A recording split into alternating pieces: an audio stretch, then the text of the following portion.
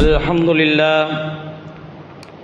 لله رب العالمين والعاقبة للمتقين والصلاة والسلام على سيد المرسلين وعلى آله وأصحابه أجمعين أما بعد فقد قال الله تعالى في كلامه القديم والفرقان الحميد أعوذ بالله من الشيطان الرجيم بسم الله الرحمن الرحيم وهدوا إلى الطيب من القول وهدوا إلى صراط الحميد صدق الله العلي العظيم وقال نبينا صلى الله عليه وسلم سئل النبي صلى الله عليه وسلم من نجا أملك عليك لسانك وليسعك بيتك وبكي على خطيئتك وصدق رسوله النبي الكريم ونحن على ذلك من الشاهدين والشاكرين والحمد لله رب العالمين. அளவற்ற அருளாளனும் நிகரற்ற அன்புடையோனும் ஆகிய எல்லாம் அல்ல அல்லாஹுவின் திருப்பெயரால் ஆரம்பம் செய்கின்றேன். அல்லாஹுவும் அவனது மலக்குமார்களும் யாரின் மீது ஸலவாத்து சொல்லுகிறார்களோ அப்படிப்பட்ட எம்பெருமான் ரசூல் அக்ரம் ஸல்லல்லாஹு அலைஹி வஸல்லம் அவர்கள் மீதும் அவர்களினுடைய அடிச்சுவடுகளை அப்படியே பின்பற்றி வாழ்ந்த சத்திய சஹாபாக்கள், தாபிஈன்கள், தபஉ தாபிஈன்கள், ஷுஹதாக்கள், உலமாக்கள், இன்னும் இங்கு வருகை தந்திருக்கக்கூடிய நம்ம அனைவரின் மீதும் அல்லாஹுவின் சாந்தியும் சமாதானமும் என்றென்றும் குறையாமல் நிறைவாக உண்டாகட்டுமாக. ஆமீன். அன்பிற்கும் பெரும் மதிப்பிற்கும் உரியவர்களே, நாம் இருக்கக்கூடிய இந்த மாதம் இஸ்லாமிய மாத அடிப்படையில் ரபீஉல் ஆஹிர், இரண்டாம் வசந்தம், அதாவது மற்றொரு வசந்தம். ரபீஉல் அவ்வல் முதல் வசந்தம், ரபீஉல் ஆஹிர் அடுத்து ஒரு வசந்தம் என்று இரண்டாவது வசந்தத்திலே, அதாவது முதல் வசந்தம் என்ற அடிப்படையில் பெருமானார் ஸல்லல்லாஹு அலைஹி வஸல்லம் அவர்கள் இந்த உலகத்திற்கு வந்தார்கள். எனவே அது முதல் வசந்தம். ரபீஉல் அவ்வல், ரபீஉல் ஆஹிர் இரண்டாவது வசந்தம். இந்த உலகத்திலே நபிமார்களினுடைய உள்ளம் படைத்த ஆனால் நபித்துவம் கொடுக்கப்படாத வலிமார்கள், அந்த வலிமார்களின் தலைவரான கௌசுல் ஆதம் முஹியுத்தீன் அப்துல் காதர் ஜீலானி கதஸல்லாஹு சிர்ருல் அசீஸ் அவர்கள் இந்த உலகத்திற்கு வந்த மாதம் ரபீஉல் ஆஹிர் மாதம். எனவே கடந்த வாரம் முஹியுத்தீன் அப்துல் காதர் ஜீலானி கதஸல்லாஹு சிர்ருல் அசீஸ் அவர்கள் அல்லாஹுவை நெருங்கினார்கள், இறை நேசரானார்கள். நாமும் நேசராக முடியும், இறை நேசராக முடியும் என்ற கோணத்திலே குர்ஆனிலிருந்தும் ஹதீஸிலிருந்தும் சில செய்திகளை எல்லாம் தங்களுக்கு முன்னே வைத்தோம். நம்மாலும் பெரிய கம்பசுத்திர வேலையெல்லாம் கிடையாது. அல்லாஹ் சொல்லுகின்ற அந்த விஷயங்களை செய்தாலே போதுமானது, நாமும் இறை நேசர் ஆகிவிட முடியும் என்ற கோணத்திலே கடந்த வாரம் பேசினோம். இந்த வாரம் வலிமார்களுக்கு, இறை நேசர்களுக்கு மிக குறிப்பான ஒன்றாக இருக்கக்கூடிய, பொதுவாக எல்லா இறை நேசர்களிடத்திலும் காணப்படக்கூடிய அவசிய அம்சமான, குறிப்பாக முக்கியமானதாக இருக்கக்கூடிய அந்த ஒன்று, பரவலாக எல்லா வலிமார்களிடத்திலும் இருக்கக்கூடிய அந்த ஒன்று, அது என்ன என்று பார்க்கும்போது நாவடக்கம். தன்னுடைய நாவை பாதுகாத்து வாழ்ந்திருக்கிறார்கள் என்பதை நாம் மறுக்க முடியாது. எல்லா வலிமார்களும் இந்த நாவு விஷயத்திலே, பேசுகின்ற விஷயத்திலே, வாயிலிருந்து ஒரு வார்த்தை வெளியே போகிறதென்றால் அதற்கு கேள்வி கணக்கு இருக்கிறது என்ற அடிப்படையிலே பேசக்கூடிய எல்லாவற்றையும் யோசித்து சரியான முறையில் பேசினார்கள் என்பதாக எல்லா வலிமார்களினுடைய வரலாறுகளிலும் நாம் காண முடிகிறது. அந்த அடிப்படையிலே இந்த வாரம் நாம் நாவடக்கத்தை பற்றி பார்ப்போம். அன்பிற்குரியவர்களே, அல்லாஹ் சூரத்துர் ரஹ்மானிலே அர் ரஹ்மான் அல்லமல் குர்ஆன், அர் ரஹ்மான், ஹலக்கல் இன்சான், அல்லமஹுல் பயான் என்ற அந்த வரிசையிலே அல்லமஹுல் பயான் என்ற செய்தி வருகிறது. அதாவது 3வது 4வது இடத்துலையே வருது. ஹலக்கல் இன்சான், அல்லாஹ் மனுஷனை படைச்சான், படைச்சிட்டு அவனுக்கு விளக்கம் என்பதை கொடுத்தான், பேசக்கூடிய அந்த துணியை கொடுத்தான். பேசுகின்ற அந்த ஆற்றலையும் திறமையையும் மனிதனுக்கு அல்லாஹ் தஆலா நிஅமத்தாக, அருளாக கொடுத்தான் என்பதாக குர்ஆன் நம்மிடத்திலே சொல்லுகிறது. அப்போ பேச்சு என்பது நிஅமத். நிஅமத்துனா என்னன்னு அந்த நிஅமத் இல்லாதவங்கள்ட்ட கேட்கும்போது தான் தெரியும். காசு இல்லாதவங்கள்ட்ட காசினுடைய நிஅமத்து, அதனுடைய மகிமை, அதனுடைய வேல்யூ என்ன அப்படின்றது ஒரு விஷயம் ஒருத்தவங்கள்ட்ட இல்லைன்னா அவங்கள்ட்ட போய் கேட்கும்போது தெரியும். கண் பார்வையை பற்றி கண் தெரியாதவங்கள்ட்ட போய் கேட்டால், அடடா அது இருந்தால் நான் எவ்வளவு விஷயங்களை பார்ப்பேன், நான் எவ்வளவு விஷயங்களை, நல்ல காரியங்களை பார்ப்பதற்காகவும் நல்ல காரியங்களை அந்த கண் மூலமாக பார்த்து அதை உள்ளத்திலே பதிய வைத்துக் கொள்வதற்காகவும் நான் என்னுடைய வாழ்க்கையில் அந்த கண்ணை பயன்படுத்துவேன் என்றெல்லாம் கண் பார்வை இல்லாதவர்கள் சொல்லுவார்கள். நடக்க முடியாதவங்க அல்லது வாழ்க்கையில் கால்கள் இருந்து நின்று தொழுதே பழக்கப்பட்டவர்கள் நிற்க முடியலையே அப்படின்ற ஒரு சூழ்நிலை வரும்போது, யா அல்லாஹ் என்ன இப்படி ஒரு சோதனை, என்னை நின்று தொலை வைக்கலாம் இல்லையா, நான் நின்று தானே உன்கிட்ட தொலை ஆசைப்படுறேன், என் உடம்புக்கு சக்தியே கூட, நான் நின்று தொழுவணுமே, எனக்கு ரொம்ப ஆசையாக இருக்குதே, நின்று தானே நீ வழங்க சொல்லுகிறாய், தொழுகையிலே அது ஒரு ஃபர்லாக இருக்கிறதே, அந்த ஃபர்லை என்னால் செய்ய முடியவில்லையே, கியாம் என்று சொல்லுகிறாயே, நின்று தொழுதல் என்று சொல்லுகிறாயே, அந்த நின்று என்னால் தொட முடியவில்லையே என்று நிற்க முடியாதவர்களிடத்தில் நின்று தொழுதலை பற்றி கேட்கும்போது புரியும். அதனுடைய மகிமை என்னன்றது நிற்க முடியாதவங்களுக்கு தெரியும், அனுபவித்தவங்களுக்கு தெரியும், வாழ்க்கையில் சுத்தமாக அனுபவிக்காதவங்களுக்கு தெரியாது. அந்த அடிப்படையில் இந்த நாவு அப்படின்றது பேச்சு திறன் கொடுக்கப்படாதவங்கள்ட்ட போய் கேட்கும்போது தெரியும். அன்பிற்குரியவர்களே, ஒரு விஷயத்தை விளங்க வைக்கிறதுக்கு அந்த வாய் பேச முடியாதவங்க எவ்வளவு பாடுபடுவாங்கன்றதை கொஞ்சம் யோசிச்சு பாருங்களேன். ஒரு விஷயத்தை விளக்கணும் இன்னொருத்தவங்களுக்கு, விளக்கி கொடுக்கறதுக்கு எவ்வளவு பாடுபடுவாங்க. செய்கினை காட்டுவாங்க, செயலில் செஞ்சு காட்டுவாங்க, அல்லது கையோடு இழுத்துட்டு போய் அவங்கள விடுவாங்க. இப்படி அவங்க ஒருத்தவங்களுக்கு விளக்கம் சொல்லணும், தன்னுடைய நாவுனால ஒரு விஷயத்தை எடுத்து சொல்லணும்னு நினைக்கும் போது அவங்களுக்கு அந்த திறனே இல்லை, அந்த நியமத்தையே கொடுக்கப்படலை அப்படின்னும் போது அவங்க அதை நினைச்சு எவ்வளவு வருத்தப்படுவாங்க. அப்போ அந்த திறன், அந்த அருள், அந்த நியமத் நமக்கு கொடுக்கப்பட்டிருக்கிறது என்று இருக்கும்போது அல்லாஹ்விற்கு கோடான கோடி நன்றிகள் செலுத்துவதற்கு நாம் கடமைப்பட்டிருக்கிறோம்.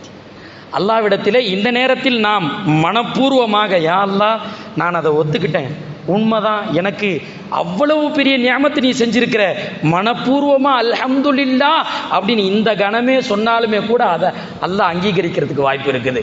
என்னுடைய அடியான் நல்ல மனசில் நினச்ச நிலையில், என்னை உணர்ந்த நிலையில் எனக்கு சுக்குர் செய்கிறான், எனக்கு நன்றி செலுத்துகிறான் என்ற அடிப்படையில் பள்ளிக்குள்ளே வச்சுக்கிட்டு அவனை நினைக்கிறத அல்லாஹ் தஆலா கபூல் செய்து கொள்வான். அன்பிற்குரியவர்களே, அந்த அடிப்படையில் பார்க்கும்போது வாய் பேசுதல் என்பது அல்லாஹ் கொடுத்த நியமத் என்பதாக திருக்குர்ஆன் நமக்கு சொல்லுகிறது. அன்பிற்குரியவர்களே, நியமத் அது அருள் என்பதாக நாம் பார்க்கிறோம். அருள் என்பதை இன்றைக்கு எல்லோருமே விளங்கிதான் வைத்திருக்கிறோம். அதை பற்றி உண்டான எக்ஸ்பிளனேஷன், அதை பற்றி உண்டான ஒரு விளக்கம் தருதல், விளக்கம் கொடுக்குதல் என்பது அது அவ்வளவாக தேவையில்லை. ஆனால் இந்த நியமத்துக்கு நேர் எதிர்புறம் ஒன்று இருக்கிறது, நிக்மா என்று சொல்லுவார்கள். காஃப் நிக்மா, அந்த கொடுக்கப்பட்ட அருளில்தான் சோதனையும் இருக்கிறது. அந்த கொடுக்கப்பட்ட அருளில்தான் சோதனையும் இருக்கிறது.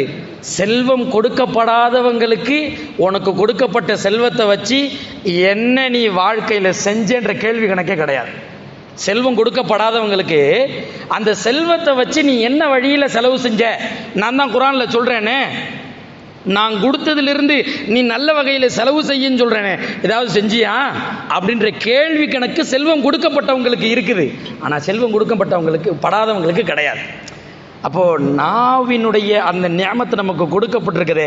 அந்த நாவினுடைய நியமத்தை வச்சு நம்ம என்ன நல்லமல் செஞ்சோம், அந்த நாவின் மூலமாக என்ன நல்ல விஷயங்களை பிறருக்கு எடுத்துரைத்தோம், அந்த நாவின் மூலமாக நல்ல பல திக்ருகளை செய்தோமா, அந்த நாவின் மூலமாக நல்ல விஷயங்களை செய்வதற்கு முற்பட்டோமா, நல்ல விஷயங்களை செய்வதற்கு மற்றவர்களை முற்படுத்தினோமா என்றெல்லாம் யோசிப்பதற்கு இந்த இடத்திலே கடமைப்பட்டு இருக்கிறோம். காரணம், நியாமத்திற்கு நேர் எதிர்ப்புறமாக நிகமத்து, சோதனை என்ற ஒன்றும் இருக்கிறது.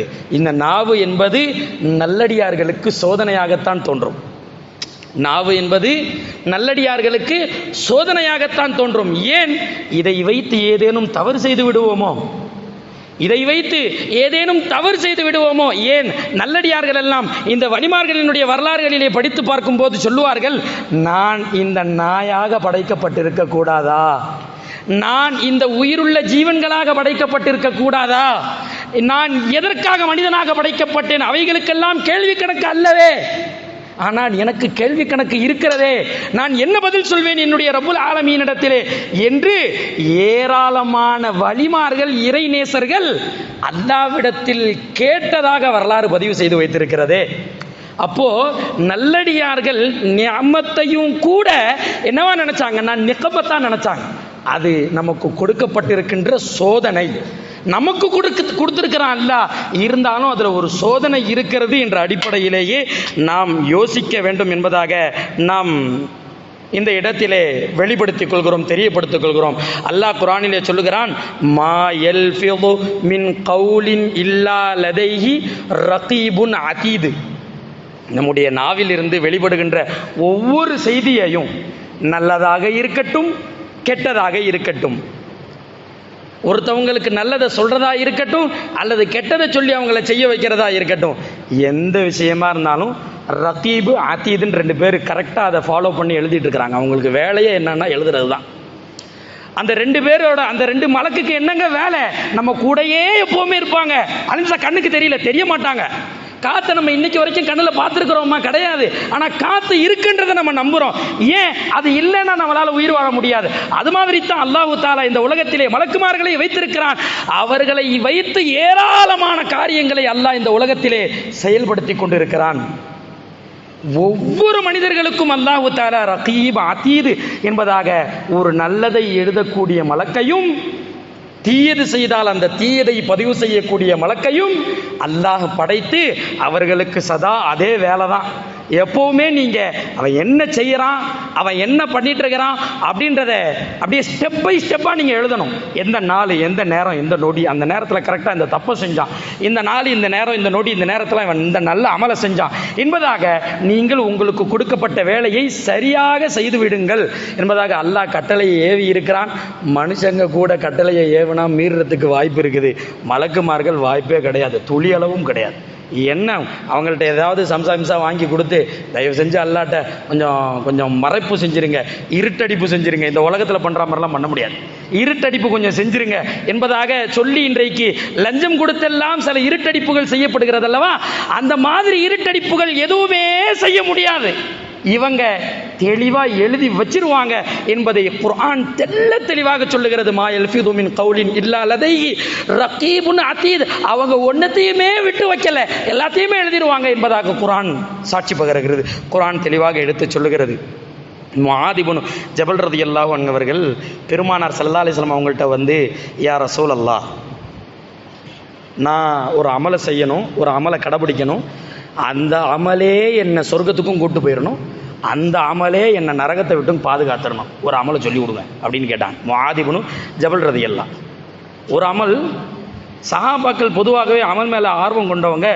ஆனால் இன்னைக்கு எப்படி பிஸ்னஸ்ஸு, இந்த வியாபாரம் இதிலெல்லாம் வந்து நுணுக்கங்களை தேடி ஆராய்கிறார்கள் அல்லவா? நுணுக்கம், அதாவது ரொம்பலாம் போட்டு இழுக்கக்கூடாதுங்க, ரொம்ப வருஷம்லாம் இழுக்கக்கூடாதுங்க. ஒரு வருஷத்துலேயே நல்ல லாபம் எடுக்கிற மாதிரி என்ன பல பிஸ்னஸ் யோசனையெல்லாம் போட்டு அதில் ஒரு இதுவை மட்டும் தனியாக எடுத்து அதை ஃபாலோ பண்ணால் மட்டும் போதும், நல்ல மேலே வந்துடலாம் என்பதாக முடிகிறதல்லவா, பார்க்க முடிகிறதல்லவா? இன்றைக்கு மனிதர்கள் இருக்கிறார்கள் என்பதாக. சேம் சஹாபாக்கள் அப்படியே நேர் ஆப்போசிட். உலக அடிப்படையில் அப்படி நினைக்க மாட்டாங்க. ஒரு விஷயத்தை செஞ்சு நல்லா பணக்காரன் ஆகிடும் அப்படின்னு நினைக்க மாட்டாங்க. ஒரு விஷயத்தை செய்யணும், நல்லா பெரிய நன்மை நமக்கு கிடச்சிடணும். ஃபுல் அண்ட் ஃபுல் மறுமையை பற்றியே யோசித்தவர்கள், ஃபுல் அண்ட் ஃபுல் எல்லா நேரத்துலையுமே மறுமையை பற்றியே சிந்தித்தவர்கள். அதனால தான் ஹதீஸில் சில விஷயம் இப்படி வருது.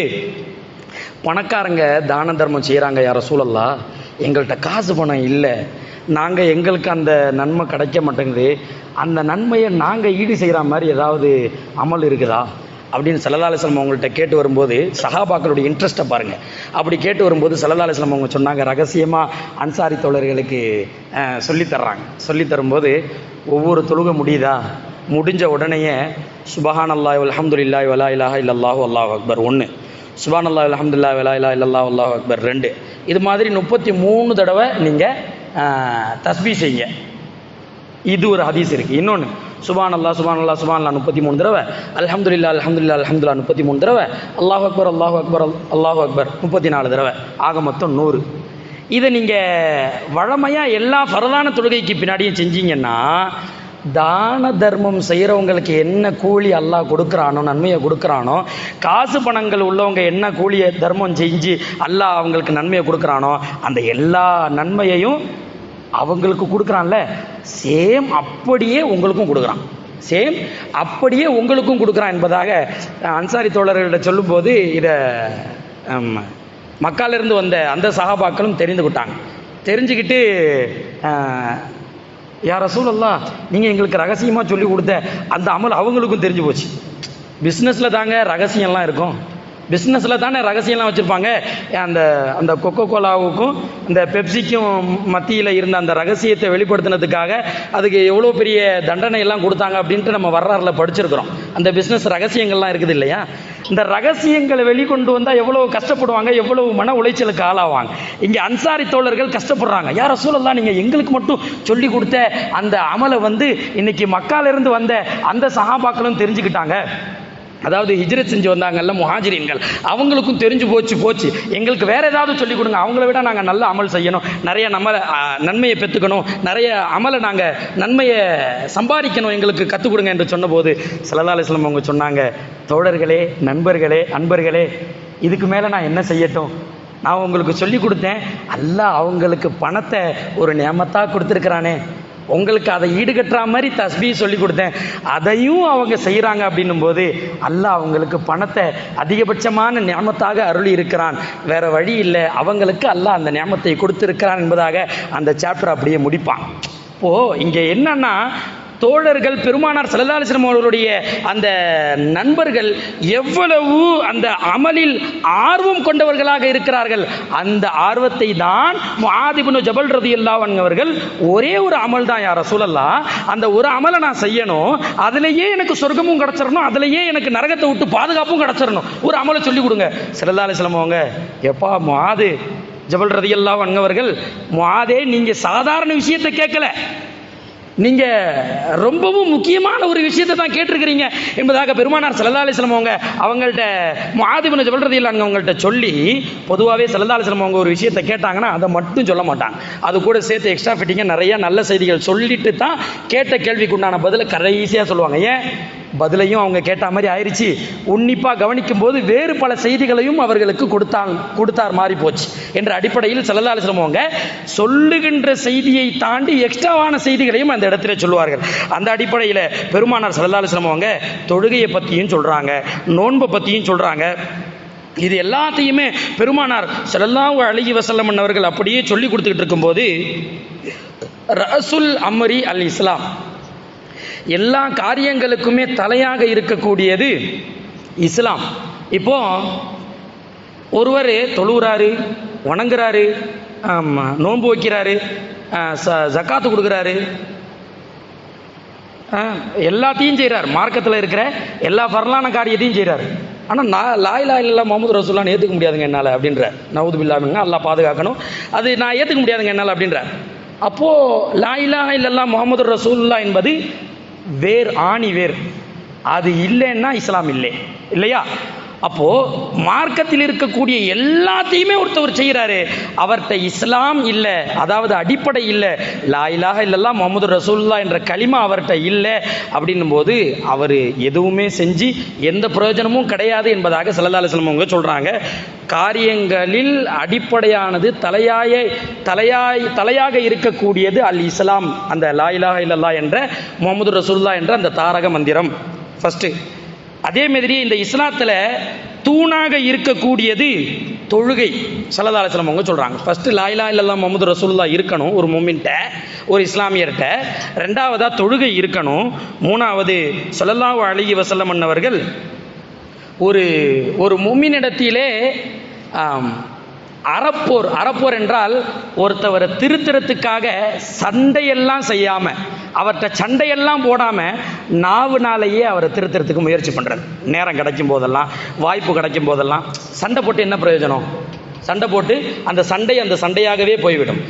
என்ன தான் திட்டினாலும், என்ன தான் இது பண்ணாலும், ஏசினாலும், உன் நல்லதுக்கு தானப்பா சொல்கிறேன், நான் உன்கிட்ட சொல்லி எனக்கு என்ன கிடச்சிட போகுது, நீயே சொல்லு என்று அவர்களிடத்திலே அந்த அறப்போர் என்றால் சண்டை சர்ச்சரவுகள் இல்லாமல் ஒரு விஷயத்தில் சாதித்து காட்டுவது. அந்த அறப்போர் என்பது இஸ்லாமியர்களிடத்தில் இருக்க வேண்டும் என்பதாக மூன்றாவது செய்தியாக சொல்லி பெருமானார் ஸல்லல்லாஹு அலைஹி வஸல்லம் அவங்க முஆத் இப்னு ஜபல் ரலியல்லாஹு அன்ஹு அவங்கள்ட்ட அப்படியே வரிசலா சொல்லிட்டு வந்து கடைசியாக சொல்கிறாங்க, நீ உன்னுடைய நாவை பாதுகாத்துக்கொள், நீ உன்னுடைய நாவை பாதுகாத்துக்கொள், தேவையுள்ள விஷயங்களை பேசி, தேவையற்ற விஷயங்களை தவிர்ந்து கொள், யாரை பற்றியும் எந்த அவதூறையும் பேசிவிடாதே என்றவாறு பெருமானார் ஸல்லல்லாஹு அலைஹி வஸல்லம் அவங்க ஒன்றா சொல்லிட்டு கடைசியில் இந்த செய்தியை சொல்லி கொடுத்தாங்க என்பதாக நாம் பார்க்க முடிகிறது. அதுக்கு உடனே திரும்பவும் கேட்குறாங்க முஆத் இப்னு ஜபல் ரலியல்லாஹு அவங்க, யா ரசூலல்லாஹ் பேசுவதற்கெல்லாமா குற்றம் பிடிக்கப்படுவோம்? முஆத் இப்னு ஜபல் ரலியல்லாஹு ஆச்சரியமாக கேட்டாங்க. யா ரசூலல்லாஹ் அநீதி இன்னொருத்தவங்களுக்கு செய்கிறது, அது மாதிரியே இன்னும் நிறையா குற்றங்கள் எல்லாம் இருக்கிறது, திருட்டு, வேறு விஷயம்லாம் இருக்குது, ஆனால் வாயிலிருந்து வருகின்ற வார்த்தைகளுக்கெல்லாமா பிடிக்கப்படுவோம் என்பதாக ஸல்லல்லாஹு அலைஹி வஸல்லம் அவங்கள்ட்ட கேட்கும்போது பெருமானார் ஸல்லல்லாஹு அலைஹி வஸல்லம் அவங்க சொல்கிறாங்க, ஆம், நாவு இருக்கிறதே அது மிகவும் கொடுக்கப்பட்ட நியாமத்துகளிலேயே அது ரொம்பவும் சோதனையான ஒரு நியாமத். அந்த நாவை தான் நாளை மறுமையிலே ஒவ்வொரு மனிதனும் திட்டுவான், நீ வாயை மூடிக்கிட்டு சலாமத்தாக இருந்திருந்தா இன்றைக்கி நான் நிம்மதியாக இருந்திருப்பேனே, இங்கே தலை குனிஞ்சு நான் நிற்க முடியாது இல்லையா என்பதாக நாளை மறுமையிலே அல்லாஹ்விடத்திலே கேள்வி கணக்கு கேட்கும்போது இந்த நாவை தான் சொல்லப்போனால் எல்லா நாவுக்கு மட்டும் பூட்டு போடப்படும். நாவுக்கு மட்டும் எங்கெங்க கேள்வி கணக்குடைய நாளில் நாவுக்கு மட்டும் பூட்டு போட்டுருவான், மற்ற எல்லாத்துக்கும் நாவு கொடுக்கப்படும். கை தனியாக நாவு வந்துடும், வாய் வந்துடும், காதுக்கு தனியாக வாய் வந்துடும், உடம்புல இருக்கக்கூடிய ஒவ்வொரு உறுப்புகளுக்கும் தனியாக நாவு வந்து அது பாட்டுக்கு பேச ஆரம்பிக்கும். யா அல்லாஹ், இவன் என்னுடைய ரைட் ஹேண்டை எதுக்கெல்லாம் பயன்படுத்தினான் தெரியுமா? யா அல்லாஹ், என்னுடைய ரைட் காலை வந்து இவன் எதுக்கெல்லாம் பயன்படுத்தினான் தெரியுமா? நீ கொடுத்த இந்த ஹார்ட் இருக்குல்ல, இதயம், இதை எதுக்கெல்லாம் பயன்படுத்தினா தெரியுமா? ஹார்ட்டுக்கு தனியாக வாய் வந்து அது தனியாக பேசும் அல்லாட்ட. அப்போது ஸல்லல்லாஹு அலைஹி வஸல்லம் அவங்க இந்த எக்ஸ்பிளனேஷன் அவங்களுக்கு கொடுத்து நாளை மறுமையில் வாய்க்கு மட்டும் பூட்டு போடப்பட்டு மற்ற எல்லா உறுப்புகளும் அல்லாஹ்விடத்திலே அந்த நாவை பற்றித்தான் முறையிடும். நீ சலாமத்தாக இருந்திருந்தேன்டா நான் நிம்மதியாக இருந்திருக்க முடியும்ல.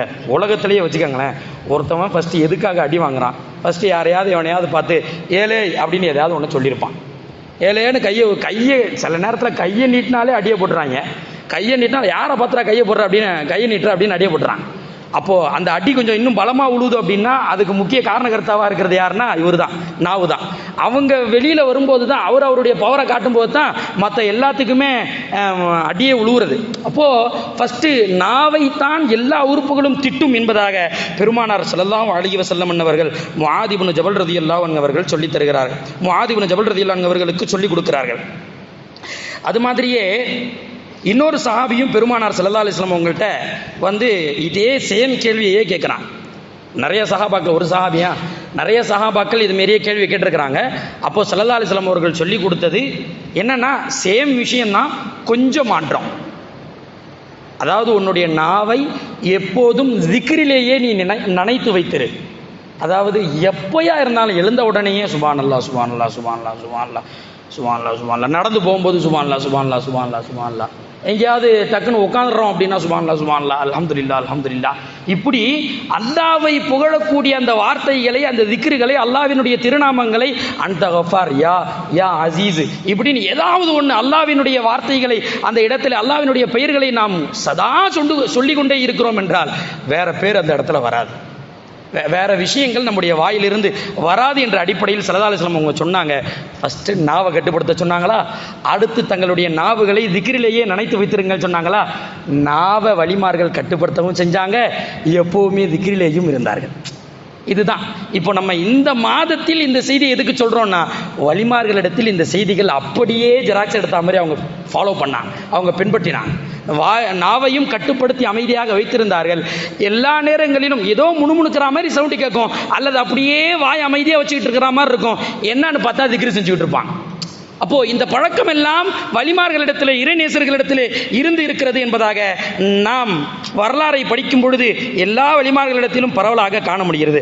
அது மாதிரி பெருமானார் ஸல்லல்லாஹு அலைஹி வஸல்லம் அவங்க சொன்னாங்க, அந்த முஆத் இப்னு ஜபல் ரலியல்லாஹு அவங்கள்ட்ட சொன்னாங்கல்ல, அந்த அந்த தொடர்ச்சியில், அதனுடைய வரிசையில் ஸல்லல்லாஹு அலைஹி வஸல்லம் அவங்க சொல்கிறாங்க, நான் 3 பழக்க வழக்கம், 3 குணவலன்கள் இருக்கக்கூடியவங்க நாளைக்கு என்னை விட்டு ரொம்ப தூரத்தில் இருப்பாங்க, அவங்களுக்கும் எனக்கும் டிஸ்டன்ஸ் ரொம்ப அதிகமாக இருக்கும் அப்படின்னு 3 விஷயத்தை சொல்கிறாங்க. ஃபஸ்ட்டு விஷயம், தொணன்னு பேசிக்கிட்டே இருக்கிறார் பாருங்க. எதையாவது பேசணும், அவரை பொறுத்த வரைக்கும் எதையாவது ஒன்று பேசிகிட்டே இருக்கணும். ஏன் அது சும்மா கத்திக்கிட்டே கிடக்குது? ஏன் இவங்கெல்லாம் இதுக்கு இங்கே வர்றாங்க? ஏன் இது பனி இஸ்ரவேலரினுடைய பழக்கம் என்பதாக குர்ஆன் சொல்லுகிறது. ஏன் அது எதுக்கு, இது எதுக்கு? தொணவென்று அர்த்தமே இல்லாமல் பேசிக்கொண்டே இருக்கக்கூடியவங்க, இவங்களுக்கும் எனக்கும் நாளைக்கு மறுமையில் ரொம்ப தூரத்தில் இருக்கும். அதாவது அவங்களுக்கும் எனக்கும் ரொம்ப டிஸ்டன்ஸ் இருக்கும். ஸல்லல்லாஹு அலைஹி வஸல்லம் அவங்களை பற்றி பார்க்கும்போது, யா உம்மத்தின் வேக வேகமாக உடியாருவேன் என்னுடைய உம்மத்தின் பக்கம் அப்படின்னு ஹதீஸில் இருக்குது. ஆனால் இந்த மாதிரி ஆட்கள்லாம் அவங்களுக்கும் ஸல்லல்லாஹு அலைஹி வஸல்லம் அவங்களுக்கும் ரொம்ப டிஸ்டன்ஸ் அதிகமாக இருக்கும் என்பதாக ஸல்லல்லாஹு அலைஹி வஸல்லம் அவங்க சொல்கிறாங்கன்னா, இந்த இடத்துல சற்று யோசிக்க வேண்டும், நாவை பேணிக்கொள்ள வேண்டும். ரெண்டாவது, அதாவது அந்த 3 செய்தியுமே நாவு சம்பந்தமாக தான் வர்றது. வாய்க்கு வந்தபடியெல்லாம் பேசுகிறவர், வாய்க்கு என்னென்னலாம் வருதோ எல்லாத்தையுமே பேசுகிறார். அதாவது கொஞ்சம் கூட யோசிக்கிறது கிடையாது. இதை இந்த பெரிய மனுஷனை பார்த்து பேசலாமா, இதை இந்த சின்ன பையனை பார்த்து சொல்லலாமா, நம்ம வயசு என்ன அவன் வயசு என்ன, அவன்கிட்ட போய் இதை பேசலாமா, நம்ம வயசு என்ன அவங்க வயசு என்ன, அவங்கள்ட்ட போய் இப்படி பேசலாமா என்று எந்த வரையறையும் இல்லாமல் வந்தபடியெல்லாம், வாய்க்கு வந்தபடியெல்லாம் பேசுவார்கள். அவங்களும் எனக்கும் அவங்களுக்கும் ரொம்ப டிஸ்டன்ஸ் இருக்கும். அது மாதிரியே நீட்டி முழங்குவாங்கன்னா ஒரு விஷயத்தை ஷார்ட்டாக சுருக்கமாக அப்படி சொல்ல வர மாட்டாங்க. போட்டு அவங்களுடைய நேரத்தை வீணடித்து, ஒருத்தவங்களுடைய மனுஷனுடைய நேரம் என்பது ரொம்பவும் முக்கியமானது. என்னத்தை சொல்ல வரோமோ அதை சரியான முறையில் குறிப்பிட்ட நேரத்திலே முடித்து விட வேண்டும். நேரத்தை வளர்த்து இழுக்கக்கூடாது என்பது அப்படி. நேரத்தை வளர்த்து இழுக்கக்கூடியவங்கள், அது எந்த விஷயமா இருந்தாலும் சரி, நேரத்தை ஒருத்தவங்களுக்கு வீணாக்குறோம் அப்படின்னா, அவங்களுடைய நேரத்தை பாழாக்குறோம் அப்படின்னா அவங்களுக்கும் இது பொருந்தும் என்பதாக நாம் பார்க்க முடிகிறது. எனவே ஸல்லல்லாஹு அலைஹி வஸல்லம் அவங்க அந்த ஆக மொத்தத்தில் நாவை பேணாதவங்க. அந்த 3 செய்தியுமே நாவு தொடர்பாக தான் வருது. நாவை பேணாதவர்கள் நாளை மறுமையிலே ஸல்லல்லாஹு அலைஹி வஸல்லம் அவங்களுக்கும் ரொம்ப தூரம் இருக்கும். அவங்கள ஸல்லல்லாஹு அலைஹி வஸல்லம் அவங்க பார்க்க கூட மாட்டாங்க, அந்த அளவுக்கு டிஸ்டன்ஸ் அதிகமாக இருக்கும் என்பதாக பெருமானார் ஸல்லல்லாஹு அலைஹி வஸல்லம் அவர்கள் சொல்கிறார்கள் என்று பார்க்கும்போது, நாம் இதையெல்லாம் கவனத்தில் வைத்து நம்முடைய நாவை பேணி வாழக்கூடியவர்களாக, நாம் நம்முடைய நாவை ரொம்பவும் கவனமாக பார்த்து கையாளக்கூடியவர்களாக, நல்ல விஷயங்களை சொல்வதற்கும் தேவையான விஷயங்களை பேசுவதற்கும் அந்த குறிப்பான விஷயங்களை சொல்வதற்கும் மட்டுமே பயன்படுத்த வேண்டும். யோசிக்க வேண்டும், ஒரு வார்த்தையை வெளியே விடுவதற்கு முன்னே இது தகுந்தது தானா, சரியானது தானா, சொல்லலாமா, பேசலாமா என்று ரொம்பவும் யோசித்து கவனமாக பேச வேண்டும் என்பதாகவும் இந்த இடத்திலே நாம் நினைவுபடுத்திக் கொள்கிறோம். அது மாதிரியே ஸல்லல்லாஹு அலைஹி வஸல்லம் அவங்க இன்னொரு ஹதீஸ்ல சொல்கிறாங்க, தினமும் காலையில் நம்ம எழுந்திருக்கும் போது, விழிக்கும் போது, இந்த நாவிட்ட எல்லா உறுப்பும் தயவு செஞ்சு இன்றைக்கி கொஞ்சம் கம்முன்னு எறியேன் என்பதாக சொல்லுகிறதா, முறையிடுகிறதா. தயவு செஞ்சு இன்றைக்கி கொஞ்சம் எங்களை நீ தான் பாதுகாக்கணும், நீ ஏதாவது வாயை திறந்துவிட்ட அப்படின்னா எங்களுக்கு சலாமத்து இல்லாத சூழ்நிலை உருவாயிரும், அதனால் கொஞ்சம் பார்த்து நீ நடந்துக்க என்ற அடிப்படையிலே எல்லா உறுப்புகளும் நாவிடத்திலே முறையிடுகிறதாம் என்பதாக பெருமானார் ஸல்லல்லாஹு அலைஹி வஸல்லம் அவர்கள் சொன்னார்கள். அது மாதிரியே அப்துல்லாஹ் இப்னு மஹது என்ற ஒரு நல்ல மனிதர் இருந்தார். ஸல்லல்லாஹு அலைஹி வஸல்லம் அவங்க சஹாபாக்களுக்கு அடுத்த காலத்திலே வாழ்ந்தவர்கள் தாபியீன்களினுடைய லிஸ்ட்டில் வர்றாங்க. இப்போது வருடத்திற்கு ஒரு கோல் நம்ம ஃபிட் பண்ணுறோம், ஒரு செட் பண்ணுறோம். வருடத்தில் நம்ம இன்ஷா அல்லாஹ் ஒரு வீடு நம்ம கட்ட போகிறோம் அப்படின்னா ஒரு வருஷத்துக்கு நமக்கு இவ்வளவு தேவைப்படுது என்ற அடிப்படையில் ஒரு கால்குலேஷன் போட்டு ஒரு கோல் வச்சு அந்த கோலை நோக்கி நம்ம ஓட ஆரம்பிக்கணும் இல்லையா? அதுக்குண்டான சம்பாத்தியத்தை தேட ஆரம்பிக்கணும் இல்லையா? அதுதான் ஒரு நல்ல தீர்ச்சன்யமானவர்கள் செய்யக்கூடிய செயல். அந்த அடிப்படையில் இவங்க அப்துல்லா இப்னு மஹதி இவங்கள்ட்ட அதிகமான புறம் இருந்திருக்கிறது.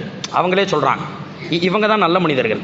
தன்னை பற்றி தன்னிடத்தில் உள்ள குறைகளையே வெளியே சொல்லி அதை நான் எப்படி கண்ட்ரோலுக்கு கொண்டு வந்தேன் அப்படின்றத மக்களுக்கு சொல்லி கொடுத்துருவாங்க. அதுதான் அந்த மேன் மக்கள். சில பேர்லாம் மறப்பாங்க, அப்படிலாம் சொல்லாதீங்க, அதெல்லாம் வெளிப்படுத்தக்கூடாது, அதெல்லாம் தப்பு. உமர் ரலியல்லாஹு அன்ஹுங்களே சொல்லியிருக்கிறான், நான்லாம் கடந்த காலத்தில் இந்த ரசூலுல்லாஹ் மட்டும் வரலைன்னா என்னுடைய நிலைமை என்ன தெரியுமா அப்படின்னு அவங்களுடைய நிலைமையே சொல்லி காண்பித்திருக்கிறார்கள். அப்போது அப்துல்லா இப்னு மஹதி அவங்க சொல்கிறாங்க, என்கிட்ட புறம் என்பது அதிகமாக இருந்துச்சு. நான் யாரையாவது புறம் பேசிட்டேன், ஒருத்தவங்களை பற்றி அவங்கள்ட்ட இருக்கிற தவறான குணத்தையே நான் சொல்லிட்டேன்னா, ஒன்றும் இல்லை, இருக்கிற தவறான குணத்தையே புறம் பேசுகிறதுனா என்ன தெரியுமா? இப்போ உங்களுக்கு தெரிஞ்ச ஒருத்தவர் சிகரெட்டு பிடிக்கிறாருங்க. உங்களுக்கு தெரிஞ்ச ஒருத்தவர் சிகரெட்டு பிடிக்கிறார். அவன் இருக்கிறான்ல, அந்த கடைக்கு பின்னாடி நின்றுக்கிட்டு சிகரெட்டு பிடிக்கிறத நான் பார்த்தேன். அவங்கள திருத்தக்கூடிய ஒரு ஆள்கிட்ட போய் சொன்னால் அது வேறங்க. அவங்க கூப்பிட்டு வந்து கண்டிப்பாங்க, அவங்க கேட்பாங்க அப்படின்னு சொன்னால் அது வேற. ஆனால் சொல்லக்கூடிய நபர்கள் சம்பந்தம் இல்லாதவர்கள். அவன்கிட்ட சொன்னால் என்ன தெரியுமா பண்ணுவாங்க? அவர் இன்னொருத்தவர்கிட்ட சொல்லுவார். ஒரு முஃமினினுடைய சிகரெட் பிடிச்சா அவர் என்ன முஸ்லீம் இல்லாதவர் ஆயிடுவாரா? அப்போது நான் அதனால் அது ஹலால்னு சொல்ல வரல, தப்பு. நம்ம இந்த இடத்துல விளக்குற விஷயம் வேற. புறம் என்பதுனா என்ன? தப்பே செய்யட்டும், அந்த தப்பை அவர்கிட்ட சொல்லணும், அல்லது அவரை திருத்தக்கூடியவர் யாரோ அவங்கள்ட்ட போயிட்டு சொல்லி இது மாதிரி பண்ணுறாரு, அவர் என்னன்னு நீங்கள் கேட்கலாம் இல்லையா? நான் பல தடவை சொல்லிட்டேங்க அப்படின்னா அல்லாஹ் அப்படின்னு விட்டுறணும். அது அடுத்த ஆள்கிட்ட போய் சொல்கிறது, இந்த வேலையே இருக்கக்கூடாது. ஆனால் இன்றைக்கி இஸ்லாமியர்களிடத்துல நிறைய இருக்கிறது அதுதான். இன்றைக்கி இருக்கிற மொபைலில் இருக்கிற விஷயமும் அதுதான். தப்பு நடந்திருக்குது, ஒரு விஷயம் நடந்துருச்சு அப்படின்னா, இல்லைங்க நாங்கள் வந்து மற்றவங்க அப்படி விழிப்புணர்வாக இருந்துக்கணுன்றதுக்காக ஷேர் பண்ணி விடுறோம். விழிப்புணர்வு வீடியோக்களை ஷேர் பண்ணுறதுனால நடக்காது. விழிப்புணர்வு என்பது ஒரு தீர்ச்சன்யமான தீர்மானம் எடுப்பதினால் அந்த மாற்றத்தை காண முடிகிறது என்பதாகத்தான் எழுத்தாளர்கள், வரலாற்று ஆசிரியர்கள் சொல்லித்தர்றாங்க. ஷேர் பண்ணுறதுனால நடக்காது. இன்றைக்கி இருக்கிற காலகட்டத்தில் ரொம்ப மோசமாக அந்த புறம் என்பது நடந்து கொண்டிருக்கிறது. எனவே அந்த அப்துல்லா இப்னு மஹதி அவங்கள்ட்ட புறம் இருந்தது. புறம்னா என்னன்னு விளக்கிட்டோம். அந்த புறம் பேசுதல், ஒருத்தவங்களை பற்றி புறம் பேசினா அவங்களே கடமையாக்கி கொண்ட ஒரு விஷயம் என்ன தெரியுமா? ஒருத்தவங்களை பற்றி புறம் பேசிட்டேன்னு எனக்கு தோணுச்சு அப்படின்னா நோன்பு வச்சிருவேன், ஒரு நோன்பு வச்சிருவேன். நல்லவங்களுக்கு நோன்பு வைக்கிறதுக்கு கஷ்டம் தான் சொல்லணும், நல்லவங்களுக்கு நோன்பு வைக்கிறது கஷ்டம் தான் சொல்லணும். அவங்களுக்கு கஷ்டமாக தெரியலை. அந்த கஷ்டமாக தெரியாததுனால அவங்க அடுத்து அந்த சிந்தனையை மாற்றுறாங்க. இது சரிப்பட்டு வர மாதிரி தெரியல என்ற அடிப்படையில் அவங்க அடுத்து இன்னொன்று, காசுக்கு எப்படிப்பட்ட உள்ளமாக இருந்தாலும் அடங்கி ஒடுங்கி போயிடும். அவங்க முடிவு பண்ணிட்டாங்க, யாரையாவது பற்றி புறம் பேசினா ஒரு திருகம் கொடுத்துடணும். யாரையாவது பற்றி புறம் பேசிட்டோன்னா நம்ம காசு எடுத்து வெளியில் கொடுத்துடணும். காசு கொடுக்க இங்கே என்ன தோணும்? ஆஹா, புறம் பேசுகிறோமே என்ற அடிப்படையில் காசு இருக்கக்கூடியவங்களாக இருந்தாங்கன்னா பிரச்சனை இல்லை. சாப்பாட்டுக்கே ஒரு திருகம் தான் இருக்குது. அந்த திருகத்தை புறம் பேசுகிறனால தூக்கி கொடுக்கும்போது அதில் உடல் ரொம்ப நலிந்து போகும் அல்லவா, உடல் ரொம்ப மோசமாக போகும் அல்லவா. உடல் மோசமாக போகிறத மார்க்கமே விரும்பலை.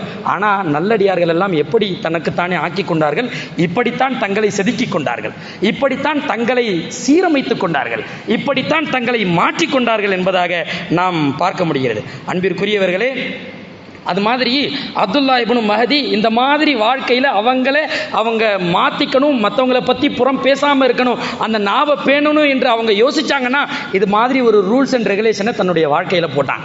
ஸல்லல்லாஹு அலைஹி வஸல்லம் அவங்க சொல்கிற ரூல்ஸ் அண்ட் ரெகுலேஷன் என்ன தெரியுமா? உக்பத் இப்னு ஆமிர் ரலியல்லாஹு அன்ஹு அவங்க சொல்கிறாங்க, உங்களுக்கு மற்றவங்களை பற்றி பேசாத ஒரு சூழ்நிலை எப்போ தெரியுமா ஆகும்? ஸல்லல்லாஹு அலைஹி வஸல்லம் அவங்க சொல்லித்தர்றது. இப்போ ஸல்லல்லாஹு அலைஹி வஸல்லம் அவங்கள்ட்டே ஒருத்தர் வந்து கேட்குறாரு, மன் நஜா, எது வெற்றி யா ரசூலல்லாஹ்? வெற்றி என்பது எது?